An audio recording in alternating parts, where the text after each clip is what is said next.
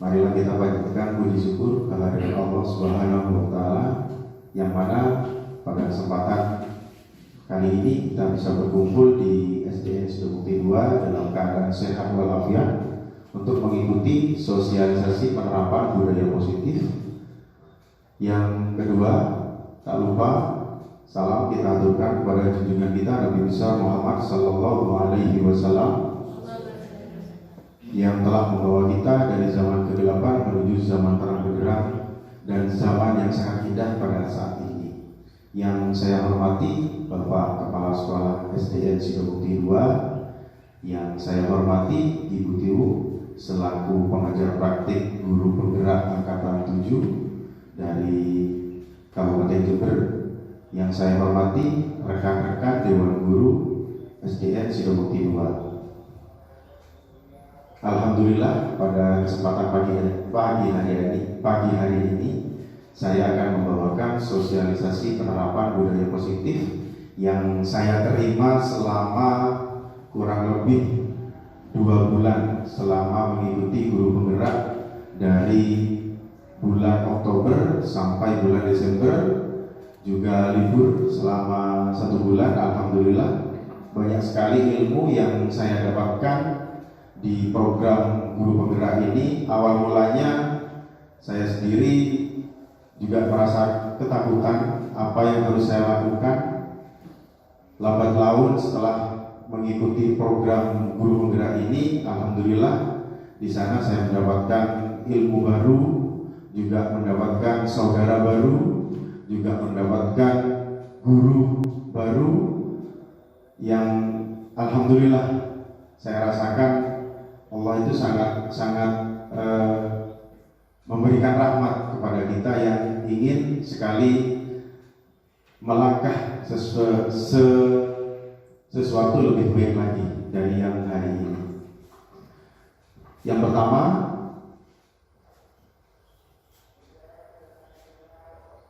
saya akan menjelaskan filosofi Ki Hajar Dewantara, yaitu menurut Ki Hajar Dewantara, tujuan dari dilakukannya proses pendidikan adalah untuk menuntun segala kekuatan kodrat yang ada pada anak-anak agar mereka sebagai manusia dan anggota masyarakat dapat mencapai keselamatan dan kebahagiaan yang setinggi-tingginya. Salah satu penerapan filosofi Ki Hajar Dewantara di sekolah adalah dengan budaya positif. Budaya positif ini dalam menciptakannya kita harus berkolaborasi dengan seluruh dewan guru, seluruh warga sekolah, agar apa yang kita inginkan bisa tercipta di sekolah kita. Karena budaya positif ini sangat berperan sekali bagi kita semua, bagi sekolah kita semua, yaitu nantinya siswa yang akan kita luluskan, kemudian siswa yang akan kembali ke masyarakat, juga siswa yang akan kembali kepada keluarganya memiliki budaya yang sangat positif didapatkan dari sekolah kita.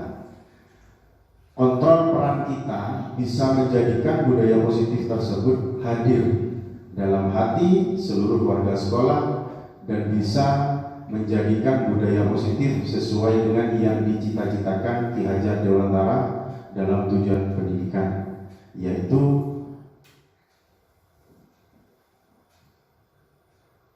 tujuan pendidikannya yaitu menuntun anak berkembang sesuai kodratnya.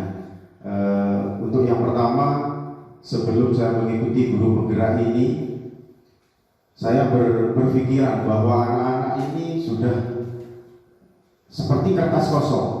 Anak-anak ini sudah seperti kertas kosong. Masuk ke sekolah kita seperti kertas kosong.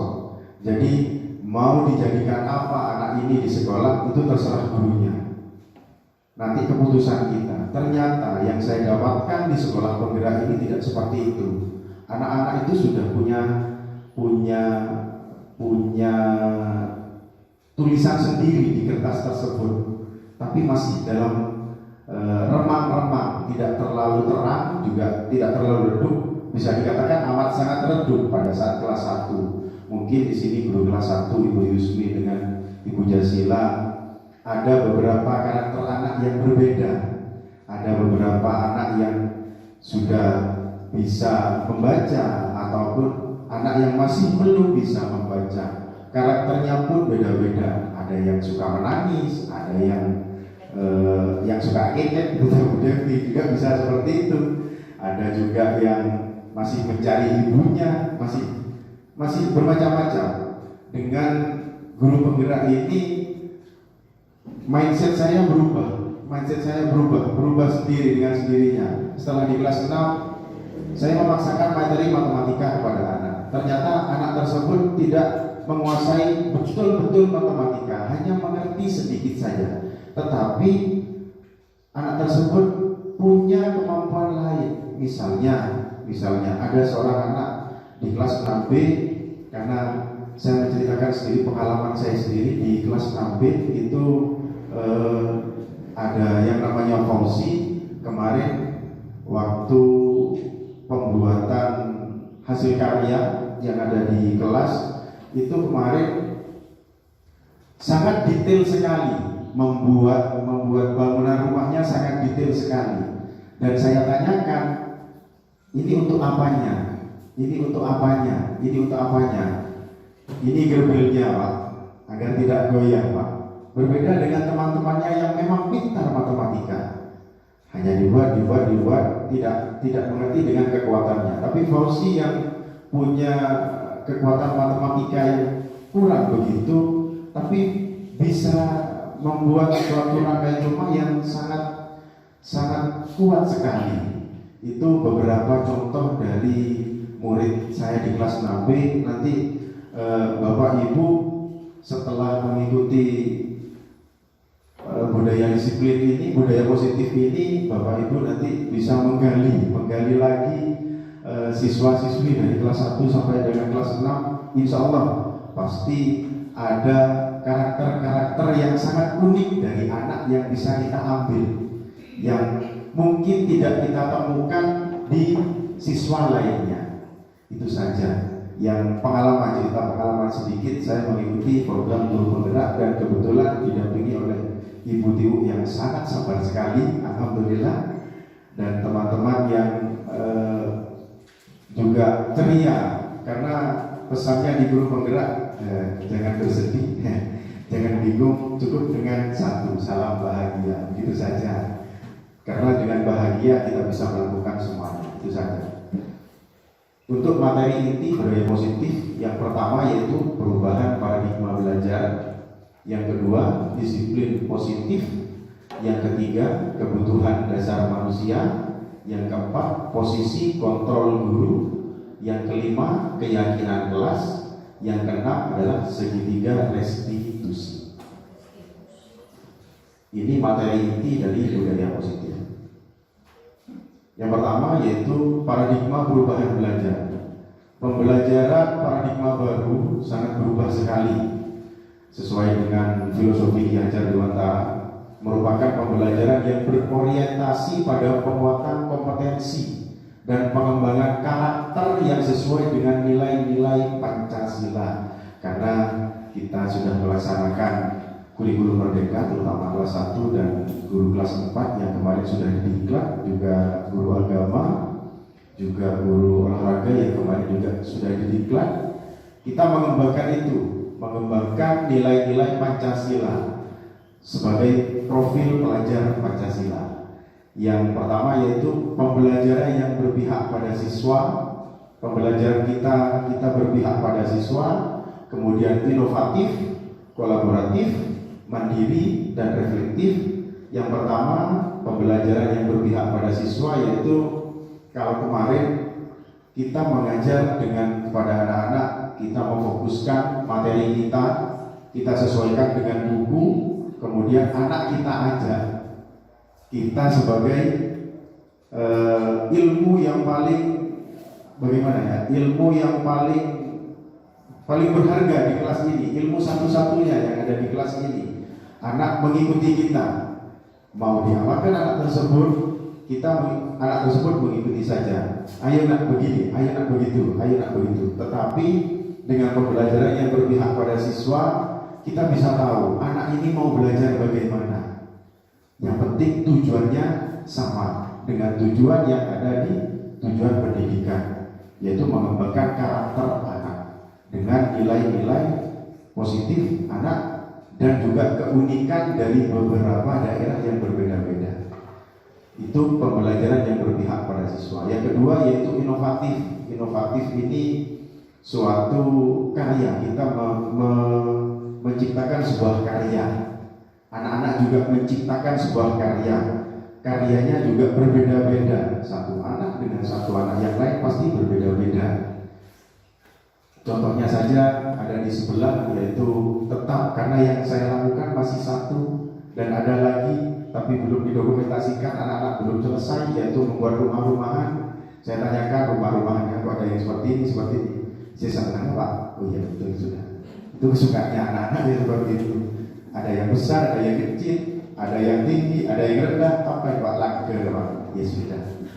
Karena anak-anak sendiri yang membuat. Ini inovatif dan juga pembelajaran yang berpihak pada siswa. Anak-anak dibuat senang, di kelas ini dibuat senang, tidak tertekan. Kemudian anak-anak mendapatkan apa yang mereka inginkan dari rumah, yaitu mendapatkan secuil ilmu, bukan sebongkah saja, tapi secuil ilmu.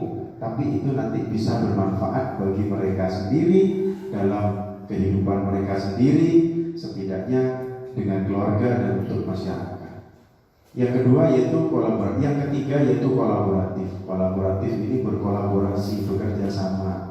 Karena saya sendiri tidak mungkin bisa bekerja sendiri tanpa teman-teman semuanya. Kemudian saya juga tidak bisa berdiri di sini tanpa bantuan teman-teman semuanya. Saya sempat bercerita kepada anak-anak begini, kita harus kolaboratif. Kolaboratif kalau dengan anak-anak bagaimana? Kita bekerja sama. Karena apa yang ada di diri kita pasti ada kekurangannya, dan itu mungkin ada di anak-anak tersebut. Saya coba anak-anak untuk membantu, ayo anak bantu, ayo anak bantu. Tapi juga ada anak-anak yang biasa ya ke kanan ke kiri, ke kanan ke kiri. Biasanya laki-laki yang seperti itu. Itu sudah apa ya? Itu sudah tebal tugas kita nanti yang menahan itu supaya pada saat mereka keluar dari kelas 6 kemudian kembali ke masyarakat, sisi negatifnya tidak muncul kembali, bisa diredam. Perkara nanti sudah ke keluarga kemudian kembali lagi, setidaknya di sekolah sisi negatif anak tersebut bisa kita redam dan bisa menjadikan pengalaman untuk yang lain. Itu saja. Kolaboratif. Mandiri kita laksanakan sendiri, kita bisa mengerjakannya sendiri. Kemudian kita membuat perencanaan, kemudian kita membuat materi juga sendiri. Bisa kita juga bekerja sama dengan teman-teman. Yang terakhir yaitu reflektif. Reflektif ini belajar dari apa yang sudah kita laksanakan. Itu reflektif.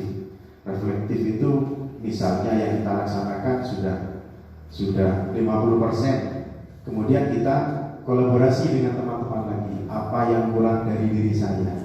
Karena satu, kita tidak bisa melihat diri kita sendiri, tapi kita bisa melihat diri orang lain.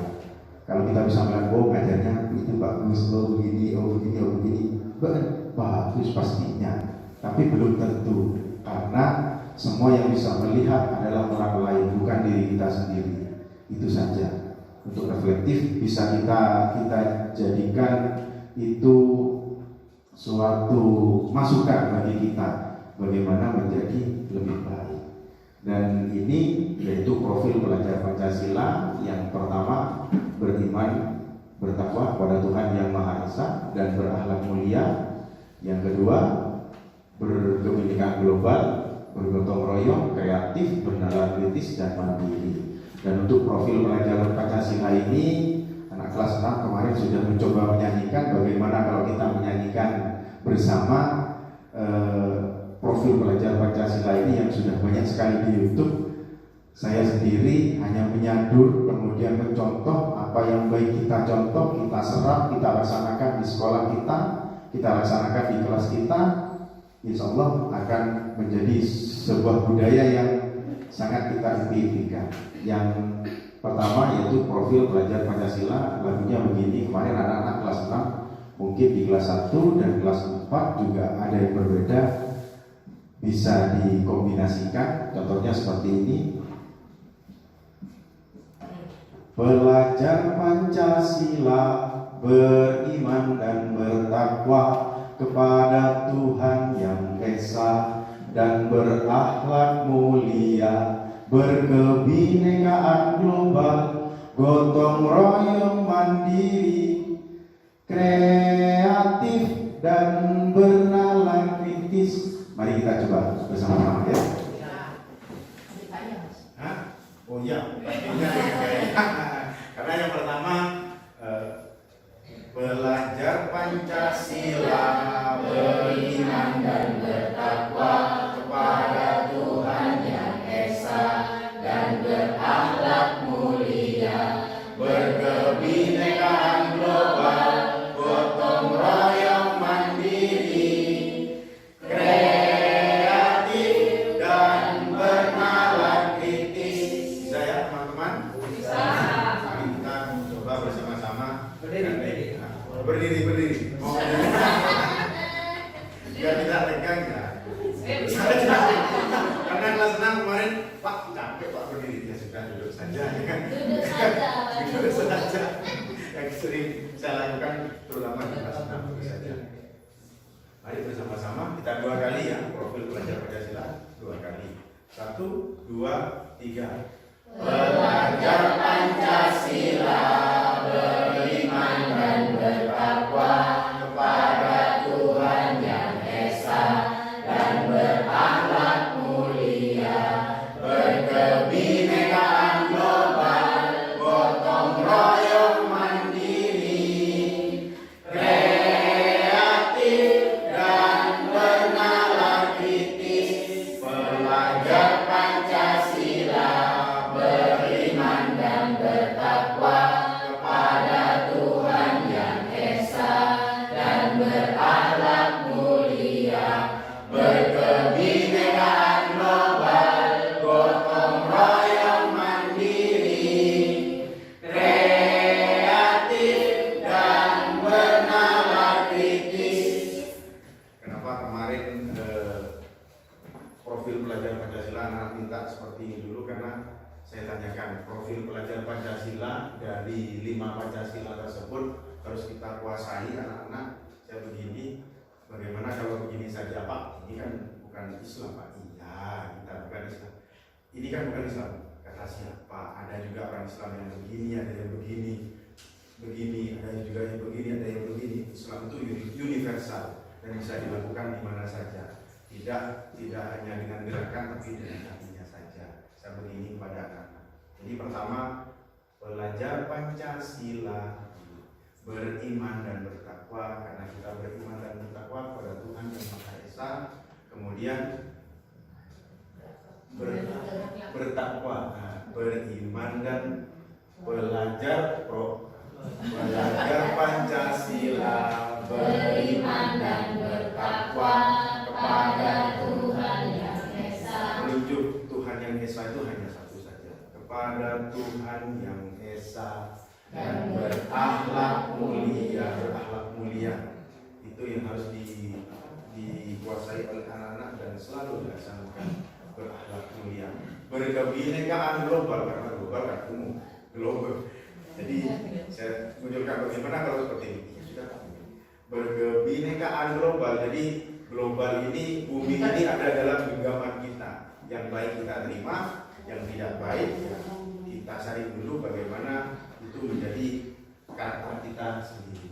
Berkebinekaan global, kemudian gotong royong, mandiri, kemudian kreatif. Anak-anak mintanya kreatif seperti ini. Kenapa kreatif? Kan kreatif Pak, foto-foto ya sudah, foto-fotonya sudah. Begini Pak, kadang-kadang ada anak-anak kreatif ya sudah. Yang penting bahagia. Jadi dari pagi anak-anak pagi bahagia, pulang juga bahagia. Itu saja. Yang terakhir yaitu bernalar kritis, pasti berhubungan dengan otak kita bersama. saja untuk profil pelajar Pancasila yang harus kita kembangkan. Nanti sikap-sikapnya kita bisa belajar bersama lagi dengan kolaborasi pada saat kita istirahat atau pada saat kita santai di kantor atau di luar kepala sekolah. Yang kedua yaitu disiplin positif. Ki Hajar Dewantara menyatakan bahwa untuk mencapai merdeka belajar atau murid yang merdeka, syarat utamanya adalah disiplin yang kuat. Disiplin yang dimaksud adalah disiplin diri yang memiliki motivasi internal. Jadi Ki Hajar Dewantara ini menyatakan bahwa murid yang merdeka bukan hanya merdeka dalam ucapan saja, tapi merdeka dalam tingkah laku. Jadi anak-anak merasa merdeka, tidak dikekang, mau jadi apa, yang penting anak itu bisa menjadi baik. Kecuali anak tersebut punya sisi negatif, itu yang kita tekan.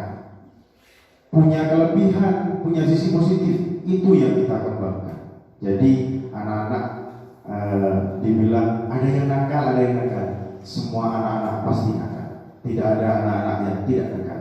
Pasti semuanya. Karena kita juga pernah menjadi anak-anak. Pernah mencuri temannya, itu juga nakal. Pernah memukul temannya, juga pernah menjadi nakal. Jadi itu anak-anak kita memposisikan kita pernah seperti mereka, pernah nakal juga.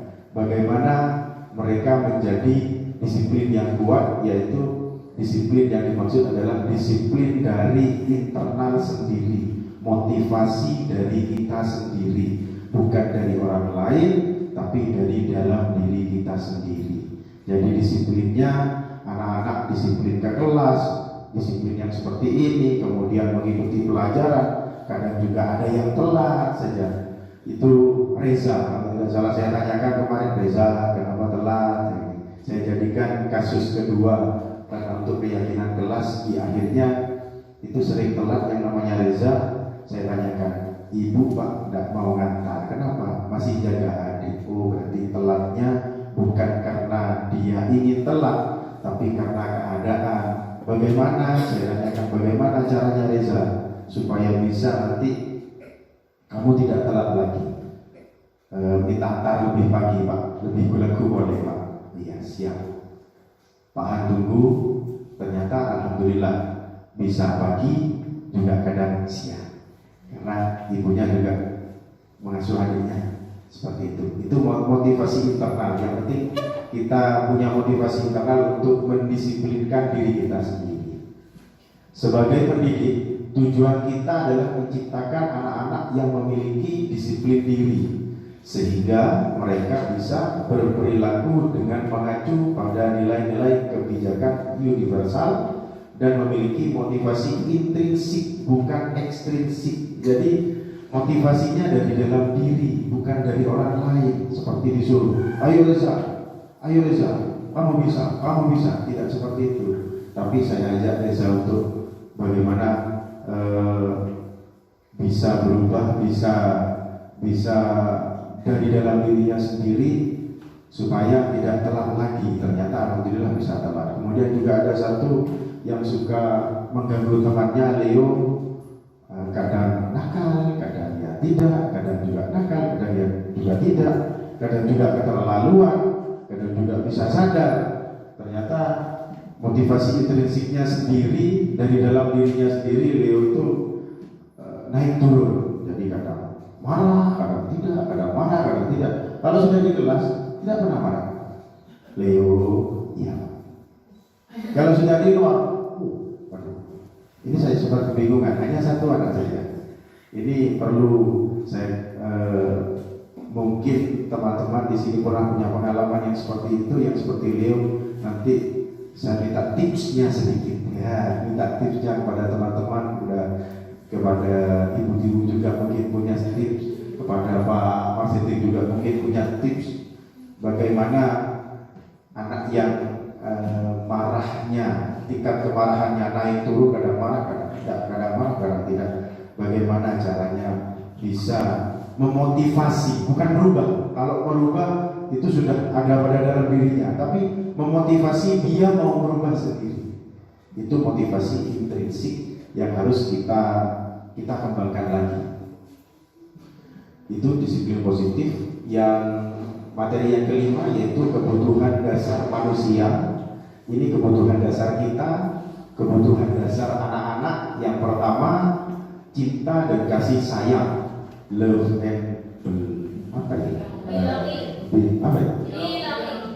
belonging. Budi. Betul. Cinta dan kasih sayang, berhubung saya orang Madura. Inggris Timur, love and belonging. Iya, belonging itu saja. Cinta dan kasih sayang ini kebutuhan dasar kita sebagai manusia. Yang kedua yaitu kebutuhan bertahan hidup. Survival. Kebutuhan terima kasih Bu Lucy. Terima kasih. Kebutuhan bertahan hidup, survival. Untuk yang ketiga yaitu kesenangan, food, kita food, kesenangan, senang. Kita juga butuh senang, betul tidak teman-teman? Betul. Nah, betul sekali, sangat betul. Kita juga butuh senang. Kita juga butuh kebebasan, freedom. Kita butuh kebebasan. Tidak hanya tertekan begini saja, tapi kita butuh kebebasan juga.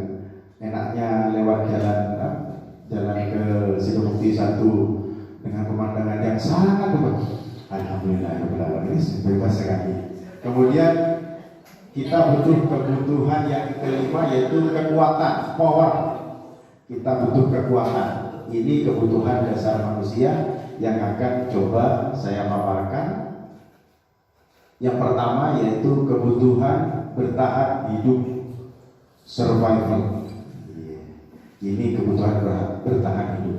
Kebutuhan yang bersifat fisiologis dari kita sendiri, seperti kesehatan untuk bertahan hidup. Kita butuh rumah, kita butuh makanan, dan kita butuh perasaan aman.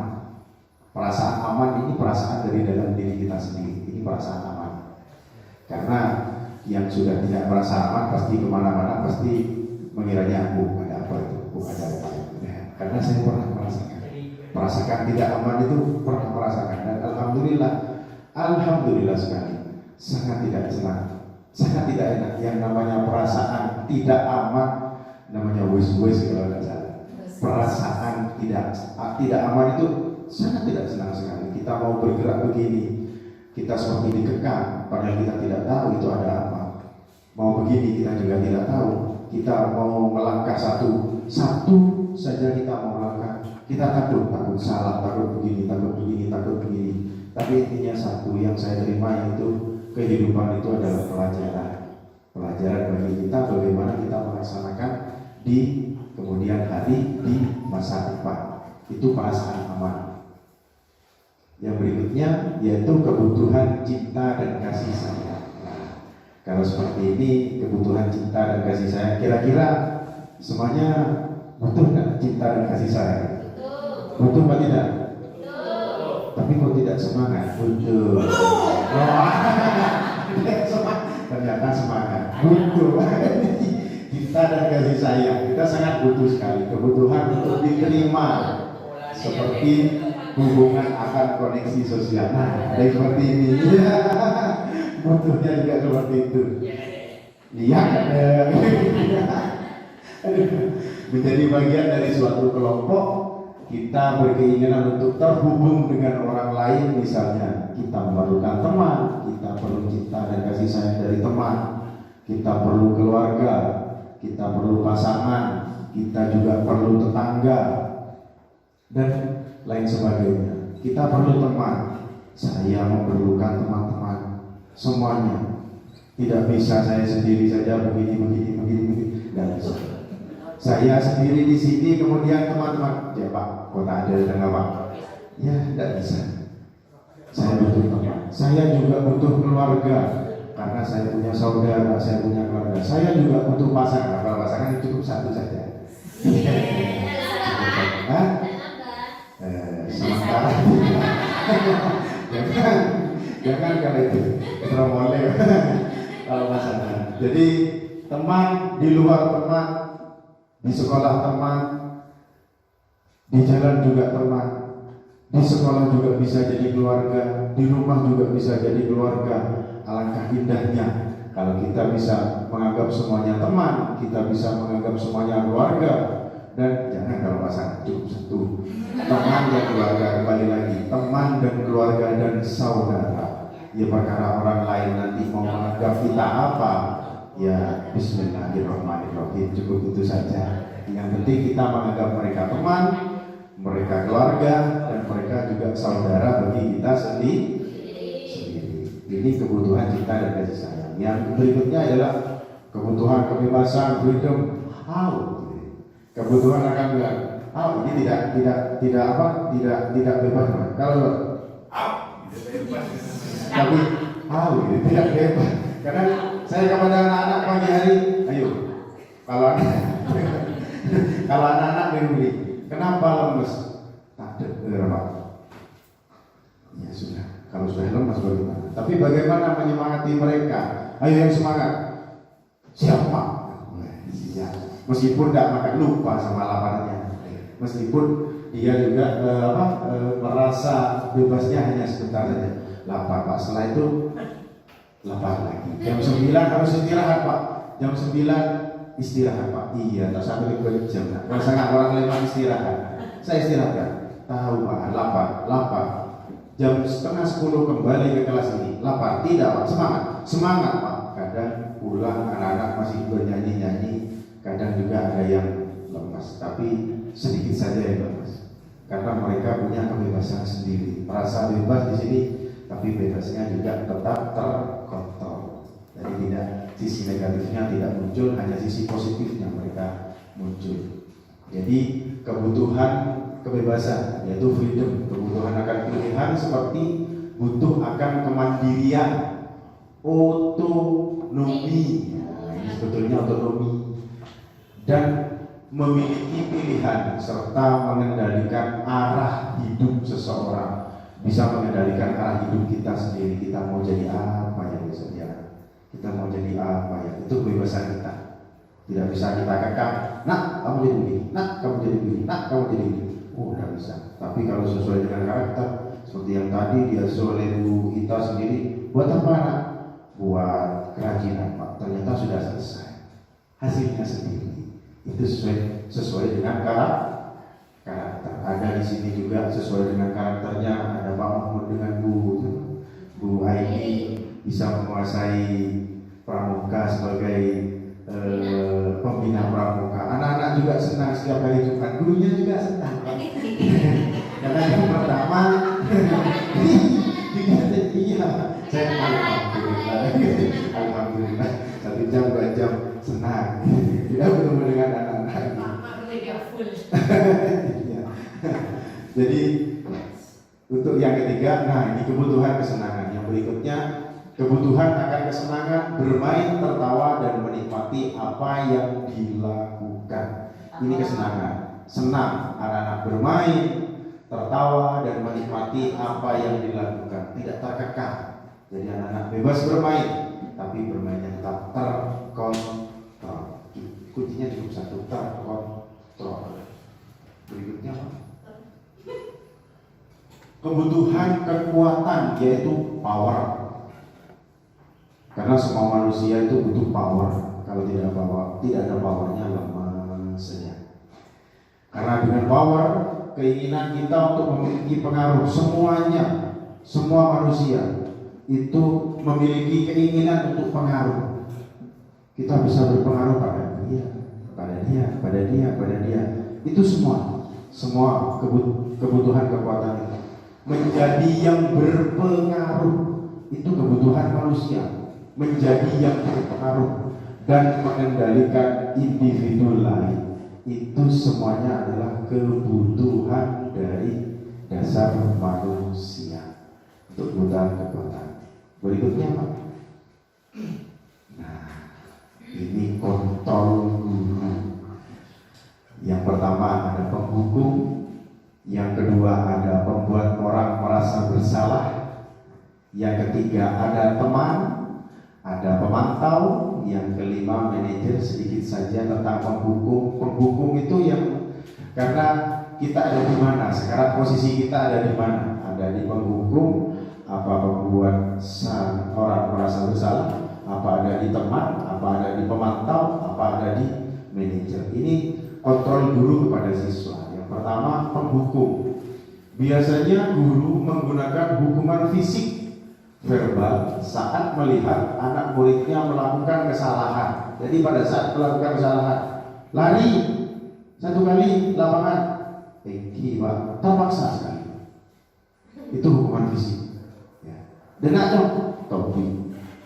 Tapi kalau sekarang sudah tidak ada, karena wali murid sudah punya pasti sudah semuanya. Ya, pastinya seperti itu. Ya. Karena saya juga seperti itu, merasa di sini setiap mau memberi hukuman, iya mikir lalu, betul mikir. Tapi ada benarnya juga, oh iya, saya bukan menghukum, karena kita ini sebagai manusia juga butuh berdampingan dengan anak-anak dan juga berdampingan dengan wali murid. Tapi yang benar-benar dulu, Bapak panggil, ayo, mau seperti apa anaknya, monggo seperti apa, bagaimana di rumah, karena di rumah, di sekolah anak-anak pasti tidak akan jauh berbeda. Kalau di rumah seperti itu, di rumah, di sekolah pasti seperti itu. Kita kontrol anak itu bagaimana bisa menjadi lebih baik di sekolah. Nanti kembali ke rumah, insya Allah akan kembali baik, mengurangi. Kalau kemarin 80%, setidaknya sudah jadi 60%. Jadi sekolah itu tempat anak-anak untuk menimba ilmu dan memperkuat karakter mereka, tapi karakternya yang karakter baik, karakter positif. Ini penghukum. Yang kedua yaitu membuat orang merasa bersalah. Biasanya guru akan bersuara lebih lembut, menggunakan keheningan yang membuat murid merasa tidak nyaman, bersalah, rendah diri. Membuat orang merasa bersalah itu bagaimana? Ya, kalau ada rame, gurunya diam, hening saja, terus,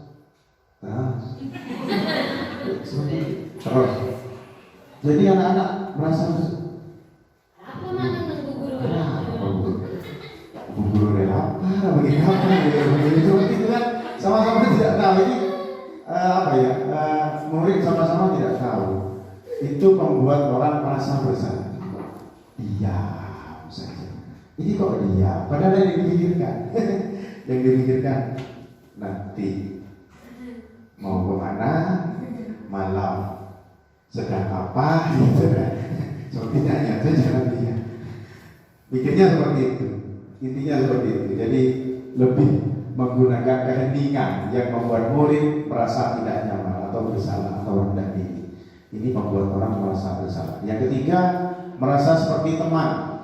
Guru tidak akan menyakiti murid, namun berupaya mengontrol murid melalui persuasi atau ajakan. Jadi kita sebagai guru, kalau kontrol kita sebagai teman, itu kita tidak menyakiti anak-anak, kita tidak menyakiti murid, tapi berupaya untuk mengontrol mereka melalui ajakan. Ayo nak, kalau kelas 1 sebagai teman, kelas 1, kelas 2, kelas 3, kelas 6 apakah bisa Pak sebagai teman? Bisa. Saya sendiri alhamdulillah bisa. 1 saja anak saya yang punya negatif, pasti yang diingat gurunya ini pasti 1, karena yang negatif, yang positif masih biasa, yang diingat siapa sebenarnya. Kecuali siapa sih paling pintar, siapa sih nang melolong, pasti yang diingat-ingat seperti itu. Jadi punya negatif, positif dan biasa-biasa saja itu pasti diingat-ingat oleh gurunya. Jadi sebagai teman kita mengajak mereka yang sudah baik, kita ajak mereka menjadi lebih baik lagi. Yang masih belum bisa baik dalam tanda kutip 100% atau 80%, kita ajak mereka untuk menjadi lebih baik lagi, mencontoh temannya yang sudah baik. Jadi kita mengajak, tidak dengan cara menghukum, ayo push up, Kalau di Latsar seperti itu, evolusi. Kalau di Latsar. Kemudian yang keempat yaitu memantau. Biasanya guru mengandalkan perhitungan ataupun data dan catatan berdasarkan peraturan dan konsekuensi dalam mengawasi dan bertanggung jawab atas perilaku muridnya. Itu pemantau. Pemantau ini menggunakan data, banyak menggunakan data. Anak ini kenapa, anak ini begini, anak ini begini, anak ini begini. Itu pemantau sesuai dengan keadaan murid. Yang terakhir, kontrol gurunya adalah sebagai manajer. Tugas dari guru yang memosisikan dirinya sebagai manajer bukan untuk mengatur perilaku seseorang, tapi membimbing murid untuk mengatur dirinya sendiri. Itu manajer. Jadi tujuan kita adalah yang kelima, yaitu sebagai manajer. Manajer, kontrol guru sebagai manajer itu mengatur murid, membimbing murid untuk mengatur dirinya sendiri. Berikutnya, nah ini perilaku kontrol negatif. Ini contoh penghukum. Kalau guru berbuat menghardik, menunjuk-nunjuk, menyakiti, menyindir, itu sebagai penghukum.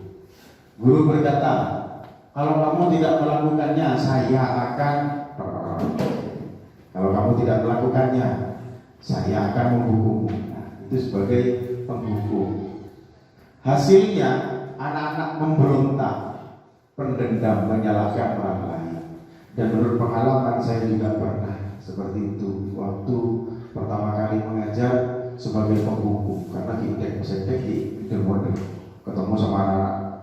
Anak-anak langsung praktek pesetek. Karena sebagai penghukum, kita sebagai kalau itu uang ada, ya, tapi tak ikut. Sampai sekarang pun ada juga seperti itu. Karena mereka di mindset mereka memberontak, mereka menendam, mereka menyalahkan. Dan murid berkata, saya tidak peduli, dadah, saya tak kenal kamu, gitu dengan gurunya. Karena kita sebagai penghukum. Kecuali anak-anak yang memang betul-betul baik, betul-betul sabar, dihukum seperti apapun untuk kebaikannya, pasti anak itu akan terima. Ya, tak berapa ya guru seperti pagi, sekiranya nyaman. Ya. Pasti ada yang seperti itu. Insya Allah ada yang seperti itu. Yang kedua, perilaku kontrol negatifnya yaitu membuat merasa bersalah. Guru berbuat berceramah, menunjukkan kekecewaan mendalam. Guru berkata, kamu sudah mengecewakan ibu, kamu sudah mengecewakan bapak, begini. Kamu sudah mengecewakan bapak karena kamu telat begini. Akhirnya mereka bersalah, menyembunyikan, menyangkal dan berbohong. Satu kali kebohongan pasti akan membuahkan kebohongan yang lain dari anak-anak. Yang berikutnya yaitu murid berkata, maafkan saya, karena mereka sudah merasa bersalah. Kemudian perilaku kontrol positif teman, membuatkan alasan-alasan untuk murid-muridnya. Dan guru berkatanya, lakukan demi bapak, ya sudah nanti bapak ibu bantu bereskan. Ini sebagai teman. Iya dong, bertangga model. Sebagai teman, kontrol teman. Iya dong, nanti selesaikan di rumah, diselesaikan dengan temannya. Ini kontrol sebagai teman. Yang terakhir, yang keempat yaitu pemantau, menghitung dan mengukur. Apa peraturannya? Dibuka. Apa peraturannya? Push apa? Selalu menghitung dan mengukur dengan peraturan-peraturan yang ada. Ini pemantau, karena selalu mengingat dengan peraturan-peraturan yang ada. Ini pemantau. Hasilnya anak-anak akan menyesuaikan bila diawasi. Kalau tidak diawasi, bukan boleh. Kalau diawasi, dimasukkan. Kalau tidak diawasi, bukan boleh. Bebas, karena mereka bebas, karena sifat dasar manusia kebutuhannya juga ingin bebas. Ada juga kelas 6 juga setiap hari ada yang seperti itu, pasti dibuka. Ada yang di rumah selalu dimasukkan, pasti ada. Ada satu kelas 6-nya Bu Lucy bertanya pada saat saya menggunakan batik, Pak, pemasok, mengikuti kata-kata gurunya sudah, cok, pemasok, malai rapi, malai genteng, iya Pak. Pak, pemasok, mata pemasok Pak. Aku batik Pak, ya. Sadar mereka sudah. Kalau saya menggunakan batik, pada saat menggunakan batik, kalau tidak menggunakan batik, pasti dimasukkan. Anak-anak bertanya, ya pemasok, malai genteng. Ya Pak, pasti juga akan dimasukkan. Ini kalau diawasi. Kalau tidak diawasi, ada yang berubah, ada yang tidak berubah. Dengan harapan bisa berubah semuanya. Diawasi ataupun tidak diawasi, budaya positif itu akan bisa dilaksanakan dengan baik di sekolah. Yang terakhir yaitu kontrol diri manajer. Mengontrol diri kita sebagai manajer, guru sebagai manajer, yaitu mengajukan pertanyaan-pertanyaan. Apa yang kita yakini? Apa kamu meyakini hal tersebut? Kalau kamu meyakininya, maukah kamu memperbaikinya? Kemudian kira-kira hal tersebut akan menggambarkan apa tentang dirimu? Jadi anak-anak diajak untuk meyakini dirinya sendiri, tidak sesuai dengan kita. Kamu harus begini. Tapi anak-anak, ayo, kamu bagaimana? Diri kita sendiri bagaimana sebagai manusia, sebagai siswa yang baik bagaimana? Yo, apa? Pemasok, iya, masuk ini, masuk. Tanpa paksaan. Kemudian kadang kala anak tersebut tidak mau jalan, kalau mata yakin, yo. Jadi siswa yang baik itu bagaimana? Mengerjakan tugas Pak, sesuai dengan keyakinannya, tanpa ada guru, tanpa ada yang mengawasi, kita bisa berubah lebih baik lagi, asalkan dari dalam diri kita sendiri. Ajak anak-anak untuk seperti itu. Hasilnya akan menguatkan watak atau karakter. Jadi watak baiknya nanti, watak hitam coretan hitam yang sudah baik itu akan lebih muncul lagi. Yang terakhir berikutnya Pak. Nah, ini dampak pada murid. Dampaknya pada murid dan kaitannya dengan dunia berkualitas. Ini sebagai yang pertama, yaitu penghukum, pembuat merasa bersalah, teman. Kemudian yang keempat ini pemantau, yang terakhir manajer, yaitu kita sendiri mengevaluasi diri, bagaimana menjadi diri yang lebih baik. Murid meletakkan dirinya sebagai individu yang positif dalam dunia berkualitas. Keyakinan kelas ini materi yang diberikan yaitu keyakinan kelas. Kira-kira keyakinan kelas, Bapak Ibu, keyakinan kelas ini keyakinan, yakin itu yang bagaimana? Percaya. Ada lagi? Yakin, percaya. Betul, percaya. Gitu, percaya. Saya juga mengenal percayanya ini pada saat mengikuti guru penggerak. Kok keyakinan kelas, bukan peraturan kelas? Kesepakatan kelas. Iya, awalnya kesepakatan kelas. Iya, betul sekali. Bisa mengikuti program berikutnya. Siap.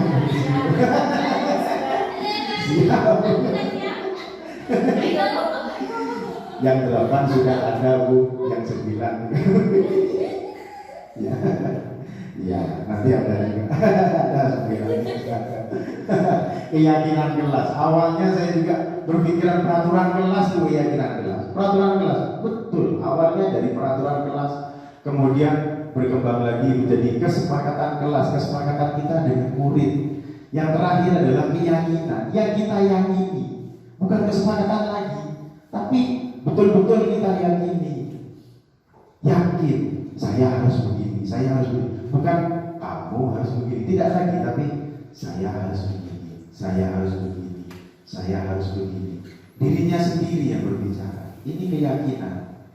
Keyakinan kelas adalah nilai-nilai kebajikan, prinsip-prinsip universal yang disepakati bersama secara universal juga, lepas dari latar belakang suku, negara, bahasa maupun agama. Ini keyakinan kelas, keyakinan yang akan kita bentuk. Kita buat kesepakatan dengan siswa, kita buat keyakinan mau seperti apa kelas kita ini, mau dijadikan apa kelas kita ini. Karena yang mengisi adalah kelas kita dan kita sendiri. Kita berdiskusi dengan mereka, tidak sesuai dengan apa yang kita inginkan. Saya mau seperti itu, begitu. Anak-anak harus begini, anak-anak harus begini. Tidak. Karena anak-anak pasti punya pikiran yang lebih lagi dari kita. Pak, saya mau kelasnya bersih, dan berbicara. Siapa ya Pak? Dan berbicara, buang tempat sampah Pak. Tanpa kita suruh mereka sudah buang di tempat sampah. Mereka yakin sendiri kalau saya harus buang di tempat sampah tanpa disuruh. Ada yang seperti itu. Mereka meyakini saya ingin kelas yang bersih Pak. Ini keyakinan. Dan alhamdulillah kelas 6 dia sudah punya keyakinan kelas, tapi masih belum sempurna, masih dalam tahap belajar. Karena saya juga di belum bergerak angkatan 7 masih 2 bulan, masih ada 4 modul dan masih ada modul-modul yang lain harus diselesaikan. Alhamdulillah ada keyakinan kelasnya 6B. Anak-anak membuat keyakinan kelas sendiri. Kita bantu dengan memanfaatkan profil pelajar Pancasila sesuai dengan nilai-nilai yang harus kita kembangkan. Yaitu yang berikutnya, ini proses pembentukan keyakinan kelas di kelas 6B. Yang pertama mengidentifikasi kelas impian siswa.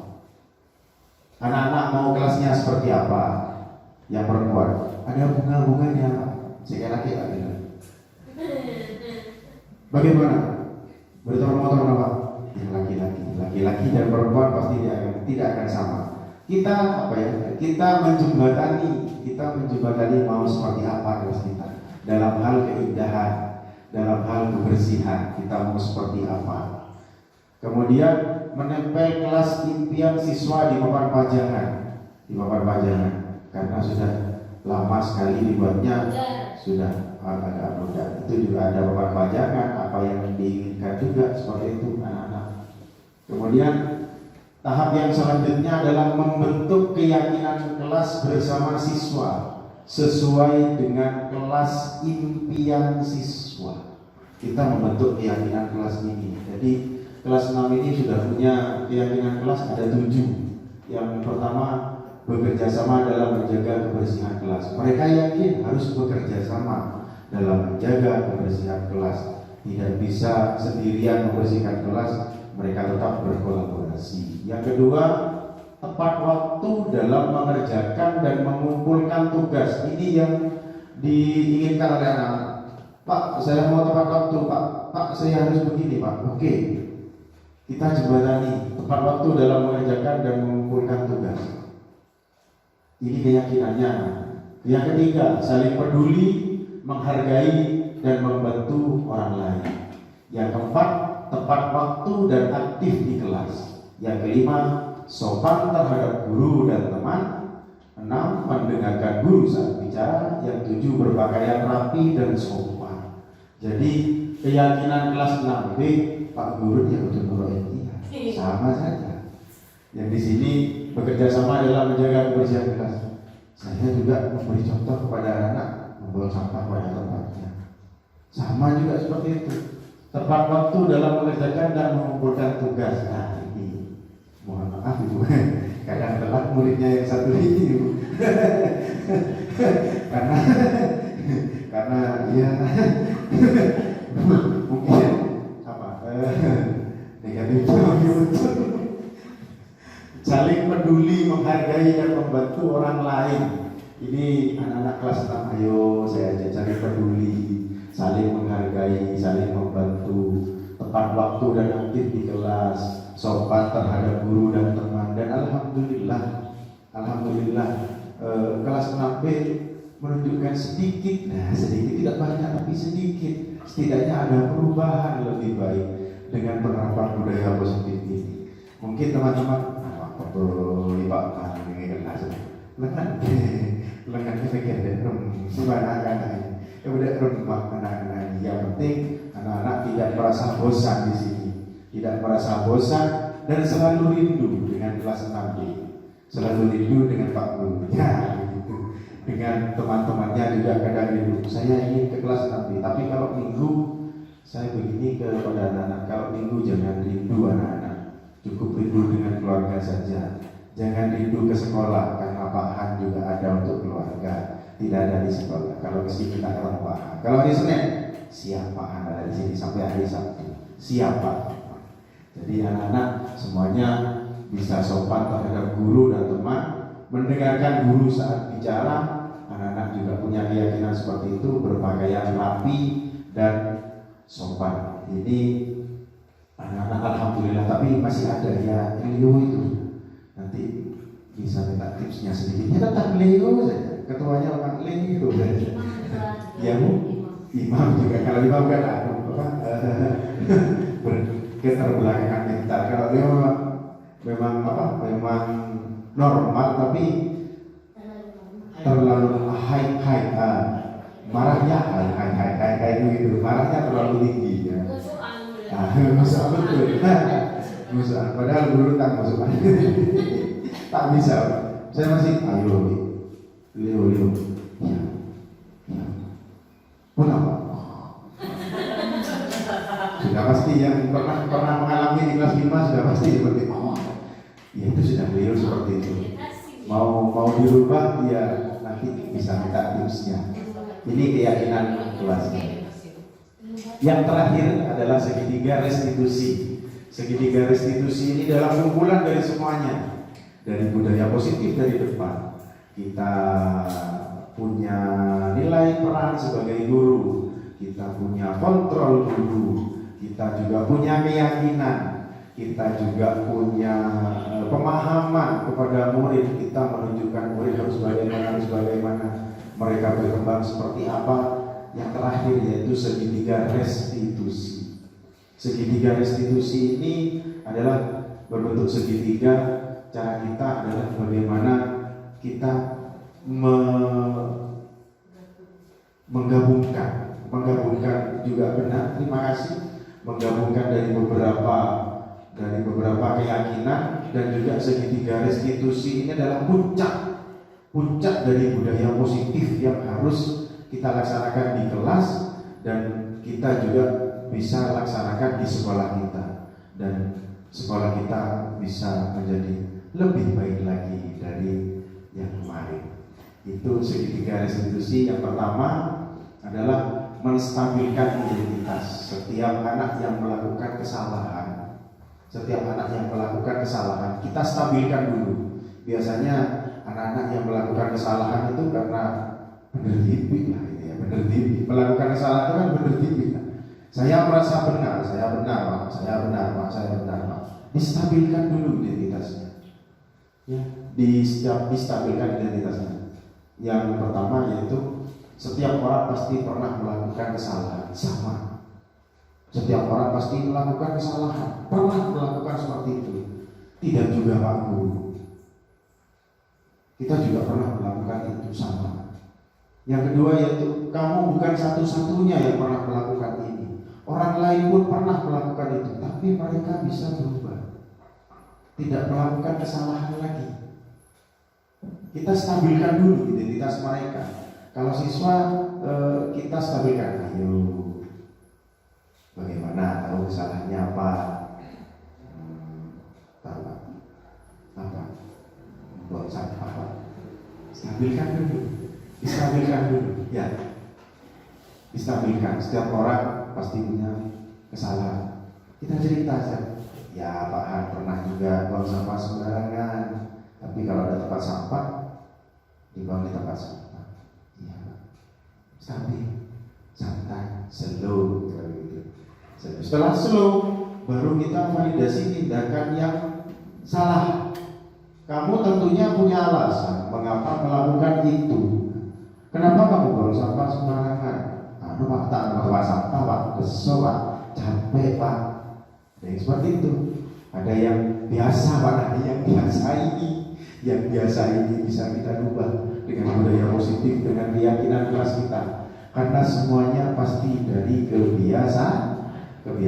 Karena murid saya sendiri nabe biasa buang sampah seperti ini, dan ada nanti videonya buang sampah. Apa? Saya tanya apa? Setelah saya tanyakan, iya pak, biasa pak. Bagaimana? Di rumah ada tempat sampah pak? Iya. Kebiasaan di rumah juga seperti. Nah ini kita tekan.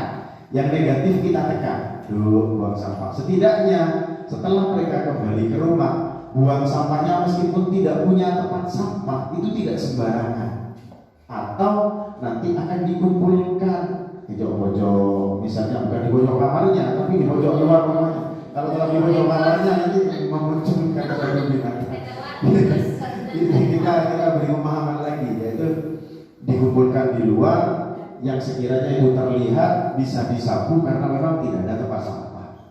Anak-anak kita bisa seperti itu. Setidaknya mereka bisa berubah. Anak-anak juga kelas 6 mungkin kelas 6 kalau ini nyaman kelas 6 belajar aja. Kelas 6 belajar aja. Coba kita kelas 1. Ayo buang sampah. Kelas 1 kan begitu ya. Ya. Kalau kelas 6 kan cukup yakin tidak pak, yakin kelas 6 nyaman, kelas 6 pak. Ya, mau bagaimana lagi? Kita kontrol sebagai teman. Ayo dibuang sampahnya, buang di mabuk, buang tempat sampah, buang di mabuk. Itu di depan tempat sampahnya warna hitam, di mabuk itu loh. Sudah, kan juga seperti itu. Ada manusiawi, karena saya juga pernah marah. Saya sendiri juga pernah marah, bukan sabar. Bisa juga marah. Kemarin saja tangan ini sampai memukul anak karena bermainnya mencukur sampai jatuh. Refleks saja karena dipukul kakinya anak saya yang kedua. Tapi saya salah. Mukul anak salah. Kenapa? Karena saya juga tidak melihat anak sekecil itu masih bermain dengan temannya, malah bermain kejar-kejaran. Jadi kesalahan itu bukan pada mereka sendiri, tapi pada diri kita sendiri juga. Kita validasi tindakan yang salah. Adakah cara yang lebih efektif untuk mendapatkan apa yang kamu butuhkan?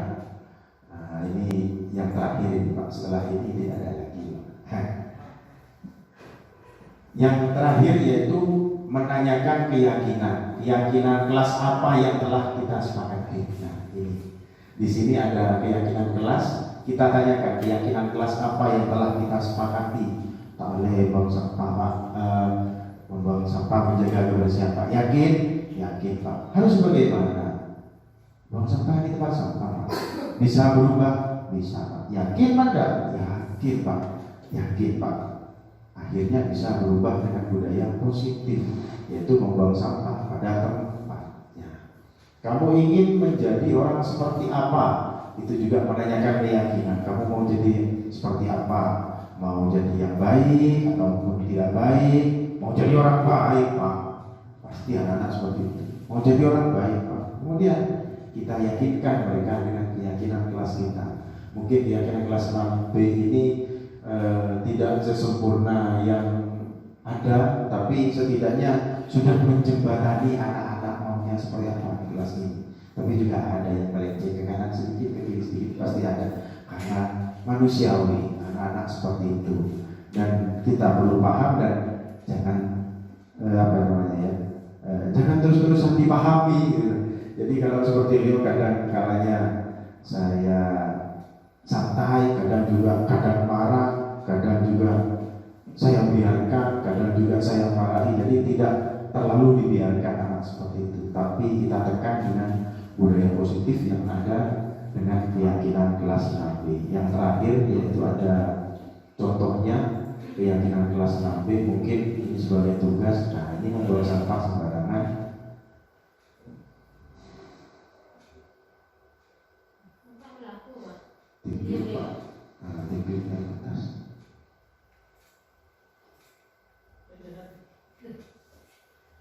Iya. Jalan Pak.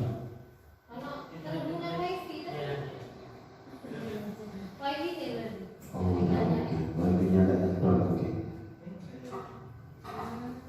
Oh ya. Jadi ini membuang sampah yang di tengah, yaitu UUS itu membuang sampah sembarangan. Contohnya membuang sampah dengan keyakinan kelas yang pertama, akhirnya anak UUS ini tidak lagi membuang sampah kalau ada temannya. Kurang tahu kalau tidak ada temannya bisa membuang sampah di mana saja. Tapi alhamdulillah anak-anak membawa makanan ke kelas, membawa makanan. Yang penting setelah istirahat makanan itu ada di luar siap Pak. Jadi anak-anak tidak kemana-mana dari kantin langsung ke kelas, makan di kelas. Jadi seperti itu, tidak dibuang sembarangan. Ini praktek penerapan segitiga restitusi yang videonya masih terjeda. Monggo dilanjut Pak Mahmud. Nah, ini yang terakhir yaitu budaya positif dapat tercipta jika bisa mengontrol diri kita sendiri sebagai teladan bagi siswa. Dan perlu adanya kolaborasi dengan semua warga sekolah agar budaya positif dapat tercipta dan membudaya di sekolah kita. Jadi apabila kita ingin budaya positif itu ada di kelas kita dulu yang berubah. Sempat saya mau merubah anak, gurunya dulu harus berubah. Saya harus berubah. Berubahnya bukan seperti Superman, berubah tapi berubah lebih baik lagi. Kalau membuang sampah, ya harus membuang sampah. Karena saya merokok, akhirnya saya tidak merokok lagi di sini karena tidak baik dilihat oleh anak-anak. Akhirnya saya tidak merokoknya lagi. Ada ruangannya sendiri gitu. Ada, gimana? ada ruangan. Kadang juga merokok dengan teman-teman. Kadang juga kita. Kalau di depan anak-anak, insya Allah dihindari karena itu sudah membuat Pak Guru malah rokok. Nah, dicontoh pasti sudah. Dicontoh pasti. Jadi gurunya kalau ada pepatah mengatakan guru kencing, murid kencing berlari. Guru kencing berdiri. Bagaimana polisi? Guru kencing berdiri. Murid kencing berlari. Jadi kalau gurunya berdiri, muridnya berlari. Tak bisa dibayangkan. Tidak bisa dibayangkan. Jadi lebih baik gurunya kencing duduk. Ini saja. Jadi, jadi budaya positif itu dapat tercipta jika kita bisa mengontrol diri kita sendiri sebagai teladan bagi siswa, dan perlu adanya kolaborasi dengan semua warga sekolah agar budaya positif dapat tercipta dan membudaya di sekolah kita. Salam guru penggerak, tergerak, menggerakkan, bergerak, menggerakkan, tergerak, bergerak, menggerakkan. Yang pertama tergerak, jadi saya harus bergerak. Setelah itu saya harus bergerak. Setelah itu saya menggerakkan teman-teman. Ini yang terakhir. Tujuannya budaya positif ini saya tergerak membuat. Bergerak membuat seperti ini, membuat materi. Yang terakhir saya menggerakkan teman-teman untuk membudayakan positif di sekolah kita, dan insya Allah sekolah kita bisa lebih baik, dan tujuan akhirnya yaitu anak berkembang sesuai karakter mereka masing-masing. Cukup sekian dari saya sendiri. Apabila ada kesalahan, terima kasih. Salam guru penggerak, tergerak, bergerak, menggerakkan. Salam guru penggerak, tergerak, bergerak, menggerakkan. Terima kasih. Saya akhiri. Wassalamualaikum warahmatullahi wabarakatuh. Cukup sekian. Assalamualaikum warahmatullahi wabarakatuh. Perkenalkan, saya Luciana Duyanti. Setelah saya mengikuti sosialisasi budaya positif Di sini saya mendapatkan banyak ilmu dan untuk kedepannya saya akan menerapkan di sekolah saya. Terima kasih, salam guru penggerak.